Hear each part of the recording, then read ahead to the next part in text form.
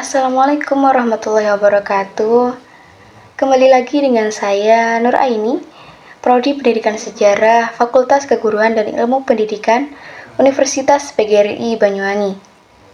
Pada kesempatan kali ini, saya akan membahas mengenai isu yang ada di Timur Tengah, yaitu tentang konflik kemiskinan salah satu negara di Timur Tengah. Asia adalah benua terbesar di dunia. Terdapat 48 negara di Asia. Berdasarkan data dari Perserikatan Bangsa-Bangsa atau PBB, negara-negara tersebut memiliki tingkat ekonomi yang berbeda. Ada beberapa aspek dalam mengukur kemampuan ekonomi suatu negara, terutama menggunakan jumlah pendapatan per kapita. Teori M. Manulang menyatakan bahwa ilmu ekonomi merupakan ilmu yang mempelajari tentang bagaimana memenuhi keinginan manusia atau masyarakat demi tercapainya kemakmuran.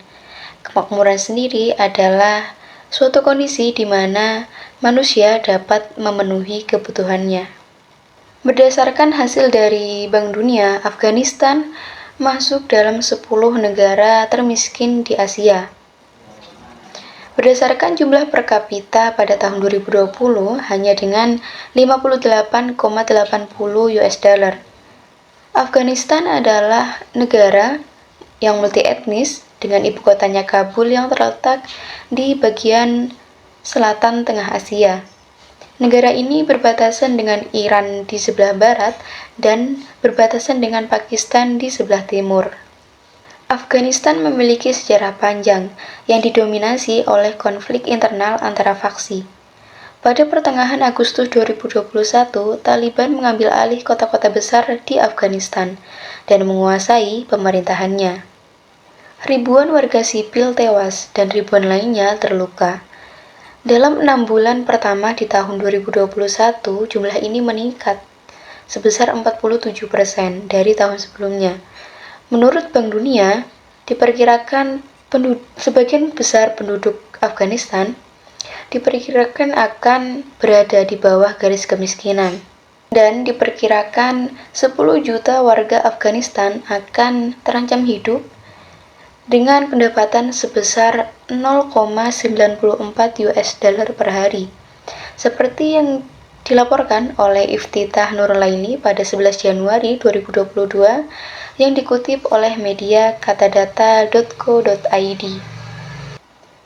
Menurut Rosaria Sihite yang dikutip dari Sukirno 2004, dalam jurnalnya yang berjudul Analisis Pengaruh Pendapatan Per Kapita, Jumlah Konsumsi dan Pertumbuhan Ekonomi di Kabupaten Kota Provinsi Kalimantan Tengah, menyatakan bahwa pendapatan per kapita adalah pendapatan rata-rata penduduk suatu negara atau daerah dari suatu periode tertentu yang biasanya 1 tahun. Sedangkan kemiskinan menurut Suparlan pada tahun 1995 didefinisikan sebagai suatu standar tingkat hidup yang rendah.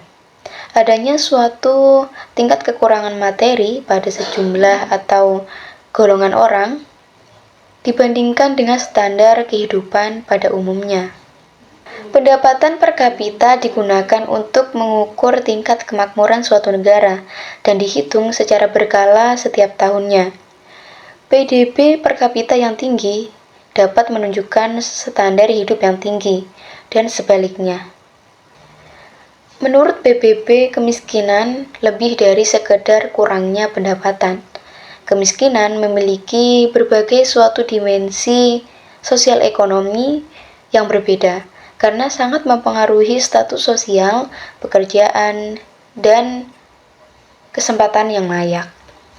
Untuk masa depan yang berkelanjutan, Afghanistan perlu berfokus pada keunggulan komparatifnya, terutama di sektor pertanian dan ekstraktif.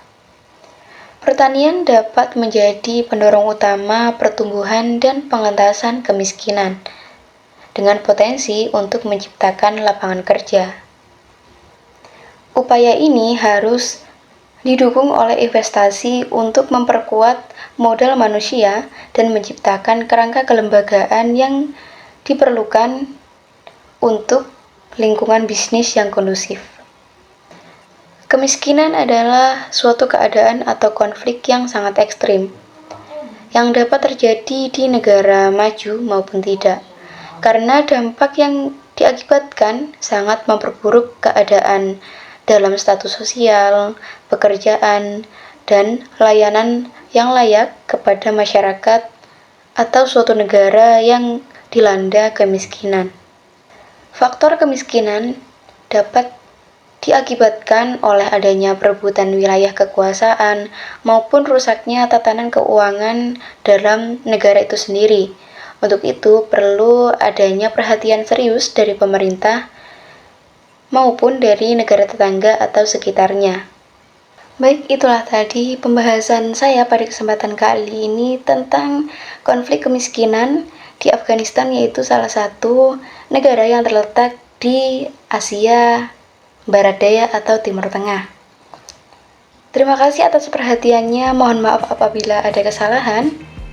Sampai jumpa di pembahasan selanjutnya. Wassalamualaikum warahmatullahi wabarakatuh.